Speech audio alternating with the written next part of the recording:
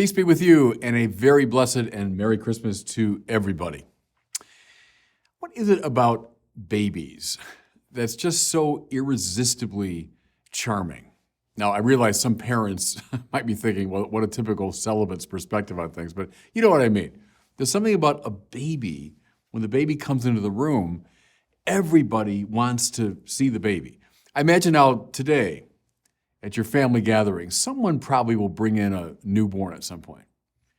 Everybody will come over and make funny faces and make little funny noises and want to see the baby. The whole room will stop whatever they're doing to see this child. I imagine even the most crusty, difficult, curmudgeonly person at the party will eventually make his or her way over and start, cooing at the baby. There's just something about a little child that brings out the best in us, calls forth love from us.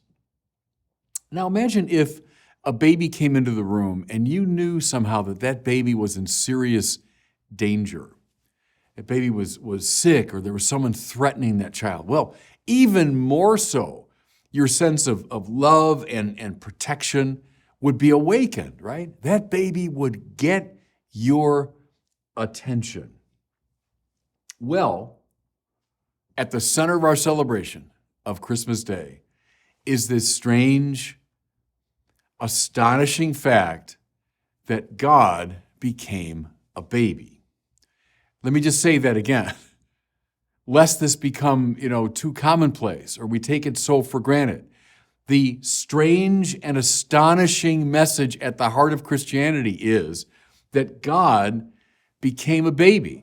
So the creator of the universe, the sheer act of existence itself, the reason why there's something rather than nothing, the omniscient, all-powerful God became a baby, too weak even to raise his own head. This divine child, so to speak, is placed on this Christmas day in our laps. Think of this divine child as being brought now into your family gathering. And someone says, oh, do you want to see the baby? And they put this baby in your lap, and you look down into that face. That's what Christmas is about. Now, can I suggest to everybody, this was a stroke of divine genius. Now, why? Well, take a look at the second reading for the Mass for the day today, from the letter to the Hebrews. Listen. In times past, God spoke in partial and various ways to our ancestors through the prophets. In these last days, he's spoken to us through his Son. I've said this many times before. You can find this theme of the human quest for God in the Bible. Think of the psalm, as the deer yearns for running streams, so my soul is yearning for you, my God. So, of course, that's part of our spiritual experience. And the shelves in bookstores groan under the weight of books about this idea in the great religions and philosophies of the world, our quest for God. But biblical religion is not primarily about our quest for God. It's about God's relentless quest for us. God who needs nothing from the world, God who gains nothing from the world, who created the world out of sheer love, and now wants to share his life with us. That's the Bible. He comes running after us. Think of Psalm 139, not so much our search for God, but this. Oh God, you search me and you know me. You know my resting and my rising. You discern my purpose from afar. Before ever a thought, words on my lips, Lord, you know it through and through, behind and before you besiege me, your hand ever laid upon me. That's not my quest for God. That's God's passionate search for me. Well, how did God do it? Again, listen to Hebrews. In times past, he spoke in partial and various ways. Yep, he called Abraham, he called Isaac, he called Jacob, he called Joseph and Moses and Aaron. He called Samuel, David, Solomon. He called Isaiah, Jeremiah, Ezekiel, and Daniel. He called Miriam, Deborah, and Ruth. He called Elizabeth, Zechariah, Mary, and Joseph. All this time endeavoring to form a people after his own heart. He sought them out. He chose them, sent them on mission. More to it, he gave laws and commandments. Now, please don't listen to the critics of religion who say, this is God making arbitrary and oppressive demands upon us. No, that's not it at all. Not to make our lives more complicated, but to lift us up, to give us the laws that would now shape us in the direction of happiness and joy. Think of a good coach, who's trying to give his charges the powers and capacities to play the sport well. Well, that's God now giving laws and commandments to his people. He gave us the prophets, as we hear, to excite our enthusiasm for the divine life. Were they pretty harsh sometimes, the prophets? Yeah, you bet. Read Ezekiel and Daniel and Isaiah and Hosea and Zechariah.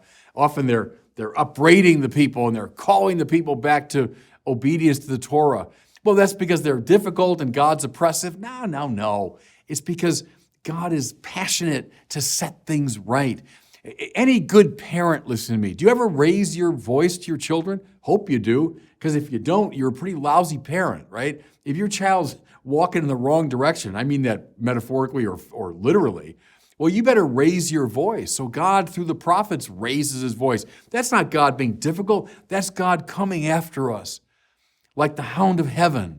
That's God seeking us out.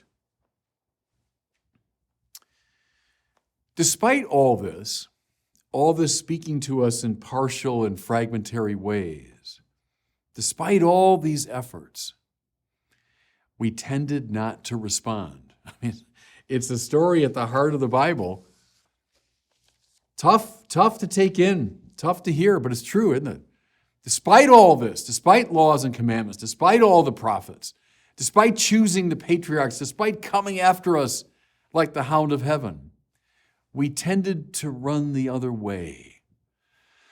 We tended to disobey. We tended to break the commandments and the covenants. We tended to stone the prophets. God tried again and again and again, and we ran away. But then, in the fullness of time, listen, God spoke to us through his Son, and more to it, the Son who entered the world as a little baby child. As I say, the stroke of divine genius. Why? Because who can finally resist a baby? So God tried all these different things. God tried again and again and again. And we ran away. But there's just something magnetic about a baby. Think of all those scenes now. We put them up in our homes, the creche scenes, Mary and Joseph and the wise men and the shepherds, and yes, even the animals, and everybody drawn in toward the baby. And press it, this baby we hear from the beginning is in danger. He was born in this little lean-to or stable or cave or whatever it was. It wasn't even good enough to be the traveler's hostel and lousy little town of Bethlehem. Herod is after him from the beginning. This baby's in mortal danger. Here's this threatened, vulnerable baby who is also God. Who can finally resist him? Who can finally say no? Who could finally say, oh, look, I got something else to do. I can't be bothered with this baby. No, I'm too busy, or no, that's you're asking too much. No, this baby who is God has been placed in our laps this Christmas. And as we look down into the face of that baby, we are looking into the very face of God. Lord, lift up your countenance, the Old Testament says. Well, the countenance of God is now the little tiny face of a baby.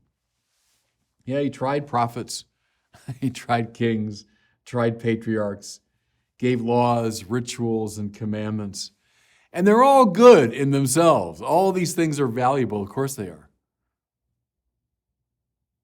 But at the end of the day, he came as a baby because babies are irresistible. Let me just make a last point before I close, friends. This is why up and down the centuries, the church has had this great sensitivity toward those who suffer and those who are weak and poor and on the margins. As we look around our world, we see the faces of the vulnerable. What do we see by extension? We see the face of Christ. Mother Teresa could say that. As she saw the faces of those suffering and dying on the streets of Calcutta, she said, well, that's Christ in his most distressing disguise. The saints say it over and over again as they served the poor and the hungry and the homeless and the marginalized. They were serving Christ. This is this central Christian message that we find God in the face of the poor and the vulnerable, those who are like this little child. So can I suggest today, as you gather with your families, as I'm sure you all will, and likely there'll be a new son or daughter, grandson, granddaughter, new niece or nephew, someone at some point is going to bring a baby into that room. Maybe be attentive to that dynamic. Watch what it does to the room. Watch how it brings everybody together. Watch how everyone wants to see that baby and reach out and protect that child. And then think, okay, this is why we're gathering today. Because God became a baby. And then allow yourself to be drawn by that child's magnetic power. And God bless you, and Merry Christmas.